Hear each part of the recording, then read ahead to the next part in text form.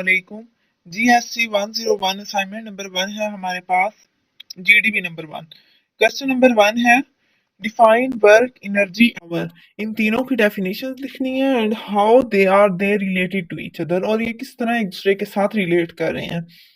First question, इसका answer है हमारे पास। सबसे पहले हम स्टेप बाय स्टेप इनकी डेफिनेशंस लिखेंगे। सबसे पहले वर्क की, फिर एनर्जी की, फिर पावर की, और फिर हम बताएंगे कि ये तीनों आपस में रिलेट कैसे कर रहे हैं।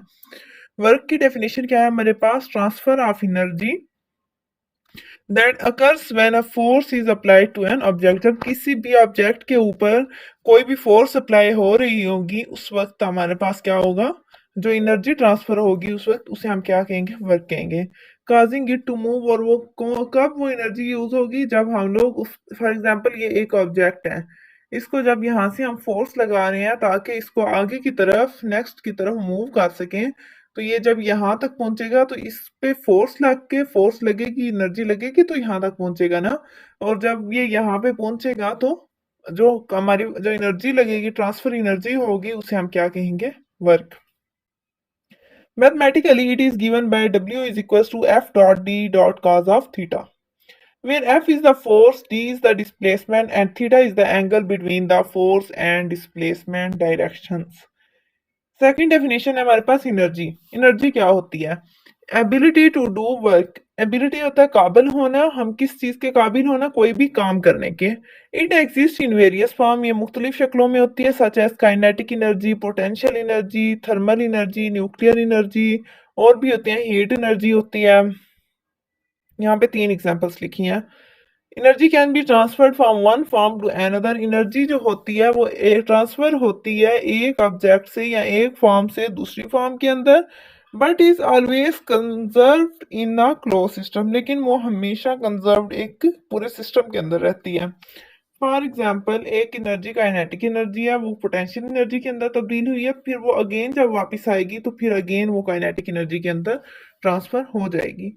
पावर क्या होती है हमारे पास? Power is the rate at which work is done और एनर्जी इज ट्रांसफर्ड। पावर किसे कहते हैं? जब वर्क मुकम्मल हो जाए या एनर्जी ट्रांसफर हो। It is calculated as P is equal to W/T, ये इसका फार्मूला है, where W is work done and T is the time taken. अब नेक्स्ट इसका पार्ट था क्वेश्चन का हमारे पास, how are they related to each other. Work, energy and power are interrelated. Work is the process of energy transfer. Work क्या होता है? Energy को ट्रांसफर करने का प्रोसेस होता है। और पावर जो होता है वो मेजर करता है इसके रेट को, जो एनर्जी ट्रांसफर हो रही है उसके रेट को। क्वेश्चन नंबर 2 है हमारे पास, a motor does 5000 joules of work in lifting a load over a period of 25 seconds. Calculate the power output of the motor. Calculate हमें जो चीज करनी है वो पावर है, और पावर का फार्मूला हमने ऊपर वाले क्वेश्चन में भी देखा, वो क्या था? P is equal to W/T। W हमारे पास 5000 जूल है और T हमारे पास 25 सेकेंड है। तो P क्या आ जाएगा? W/T is equal to 5000 divided by 25, और इनको डिवाइड करने से हमारे पास आंसर आता है 200 वोल्ट वाट्स। क्वेश्चन नंबर 3 है हमारे पास, a person lifts a 10 kg box to a height of 2 meters above the ground. एक पर्सन 10 kg बॉक्स को 2 मीटर हाइट से लिफ्ट करता है above the ground. Calculate the work done by the person in lifting the box and determine the gravitational potential energy gained by the box at this height. जी हमारे पास 9.8 metre पर second square होता है, यहाँ पे S के ऊपर square भी आएगा।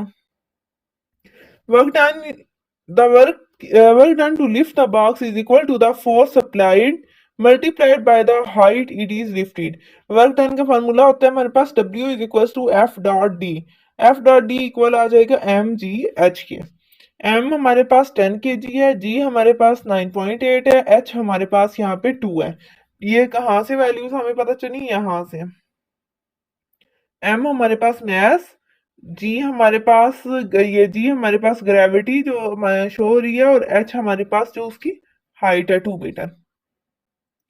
इन तीनों को आपस में मल्टीप्लाई करने से आपके पास आ जाएगा answer 10 multiply 9.8 multiply 2 equals to आ जाएगा 196 joule. Gravitational potential energy gained by the box at height is given by gravitational potential energy is equals to mgh is equals to क्या आया था हमारे पास? 196 joule. State and explains Newton's 3 laws of motion with examples. वो कह रहे हैं 3 law लिखे न्यूटन के विद एग्जांपल्स, उनकी एग्जांपल्स भी उनके साथ देनी है हमने।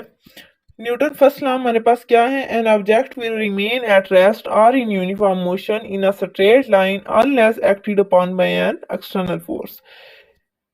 एक बार ऑब्जेक्ट जो होता है वो रेस्ट पे ऊपर ही रहता है या फिर यूनिफॉर्म मोशन में इन अ स्ट्रेट लाइन, एक सीधी लाइन में, unless acted upon by an external force, जब तक कि कोई एक्सटर्नल यानी बैरूनी फोर्स उस पे अट्रैक्ट ना करे, उस पे एक्ट ना करे। एग्जाम्पल क्या है इसकी? A book on a table stage at rest. For example ये हमारे पास एक टेबल है, इसके ऊपर ये हमारे पास एक बुक पड़ी है, ये रेस्ट पे है क्योंकि बुक खुद से तो नहीं ना हिलेगी। साउंड, और ये कब हिलेगी? जब कोई फोर्स इसके ऊपर, एक्सटर्नल फोर्स, यानी फॉर एग्जांपल ये एक आदमी खड़ा है, ये इसको फोर्स देता है, मतलब इस पे फोर्स लगाता है, तो ये बुक यहाँ से पुश होके नेक्स्ट आएगी। अब अगर कोई इस पे एक्सटर्नल फोर्स नहीं लगाता, यानी कोई और इस पे फोर्स नहीं लगाता, तो ये बुक अपनी जगह से नहीं हिल सकती, ये अपनी जगह पे ही रहेगी। उसके बाद न्यूटन सेकंड लॉ क्या है हमारे पास? The force acting on an object is equal to the mass of the object multiplied by its acceleration. जो न्यूटन सेकंड लॉ है हमारे पास वो क्या है? एक फोर्स एक्टिंग ऑन ऑब्जेक्ट, एक फोर्स है जो कि एक्ट कर रही है किसी भी ऑब्जेक्ट के ऊपर, is equal to the mass. वो इक्वल किसके होती है? फॉर एग्जांपल एफ है, इक्वल हो जाएगा मास के, mass of the object multiplied by its acceleration, यानी मल्टीप्लाई ए। हम इसको एम ए भी लिख सकते हैं। एग्जाम्पल इसकी हमारे पास क्या है? A heavier cart requires more force to accelerate than a lighter cart. एक जो हैवियर कार्ट है उसको लें और एक लाइटर कार्ट को लें। जो हैवियर कार्ट होगा उसके ऊपर मोर फोर्स होगी, रिक्वायर्स मोर फोर्स, इसको ज्यादा फोर्स की जरूरत होगी कि वो एक्सेलरेट कर सके लाइटर कार्ट को। ठीक है। उसके बाद न्यूटन थर्ड लॉ है हमारे पास, for every action there is an equal and opposite reaction. हर एक्शन का इक्वल और ओपोजिट रिएक्शन होता है। एग्जाम्पल क्या है? जब आप कोई भी चीज पुश करते हैं अगेंस्ट द वॉल, एक दीवार की तरफ किसी भी चीज को पुश करते हैं, फॉर एग्जाम्पल आपके पास एक बॉल है, अब इस बॉल को, यहाँ पे एक बॉल है, इसके ऊपर इसको मतलब पुश करते हो कि ये दीवार को जाके लगता है, जिस जोर से ये दीवार को लगेगा उसी जोर से ये वापिस अपनी जगह पे आएगा। ठीक है। जितनी फोर्स इसे जाने में लगी उतनी ही फोर्स इसे वापिस आने पे लगी। जब ये यहां से यहां जाएगा तो ये एक्शन होगा, और जब यहां से यहां आएगा तो ये इसका क्या होगा? रिएक्शन। उसके अलावा न्यूटन फर्स्ट लॉ को हम लॉ ऑफ इनर्शिया भी कहते हैं, न्यूटन सेकंड लॉ को लॉ ऑफ एक्सेलरेशन भी कहते हैं, और न्यूटन थर्ड लॉ को एक्शन एंड रिएक्शंस। यहाँ ये लास्ट क्वेश्चन था, होप सो आप लोगों को समझ आ गई होगी। अगर फिर भी समझ नहीं आई हो तो कमेंट बॉक्स में पूछ सकते हैं। उसके अलावा अगर किसी को पेज चाहिए हो तो डिस्क्रिप्शन बॉक्स में मेरा नंबर मौजूद है। Thank you so